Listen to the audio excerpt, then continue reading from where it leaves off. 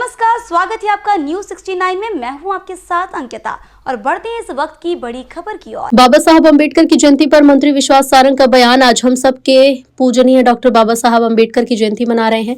बाबा साहब ने देश को दुनिया का सबसे बड़ा गणतंत्र बनाया। संविधान निर्माण के जरिए देश कैसा चलेगा, देश की रचना कैसे होगी, स्थापित किया। प्रतिभा कभी भी सुविधा की मोहताज नहीं होती है। बाबा साहब अम्बेडकर के जीवन से प्रेरणा मिलती है। गरीब परिवार में पैदा होकर भी अपनी तीक्ष्ण बुद्धि से देश के संविधान का निर्माण किया। हम सब बाबा साहब द्वारा बनाए गए संविधान का अक्षरशः पालन करेंगे और बाबा साहब के बताए मार्ग पर चलेंगे।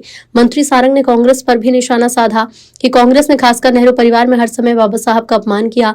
इतिहास है कि जवाहरलाल नेहरू ने बाबा साहब अम्बेडकर को चुनाव हराने की कोशिश की।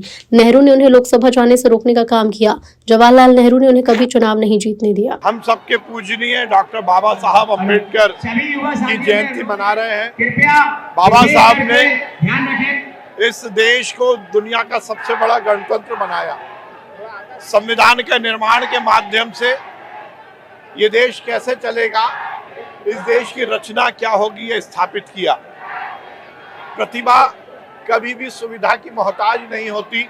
ये बाबा साहब अम्बेडकर के जीवन से हमें प्रेरणा मिलती है। एक गरीब परिवार में पैदा होने के बाद भी अपनी तीक्ष्ण बुद्धि और योग्यता से उन्होंने इस देश के संविधान का निर्माण किया।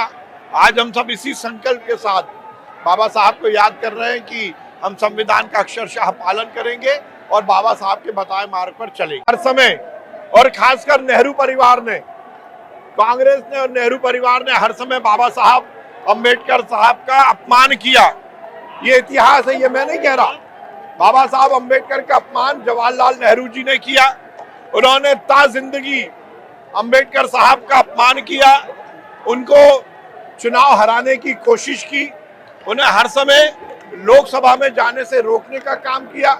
जवाहरलाल नेहरू जी ने और नेहरू परिवार ने हर समय बाबा साहब अम्बेडकर का अपमान किया और ये इतिहास के पन्नों में दर्ज है। नेहरू जी ने कभी उन्हें चुनाव नहीं जीतने दिया। ये षड्यंत्र नेहरू जी ने रचा। इस खबर पर आपकी क्या है राय, हमें कमेंट सेक्शन में जरूर बताएं। तब तक के लिए धन्यवाद।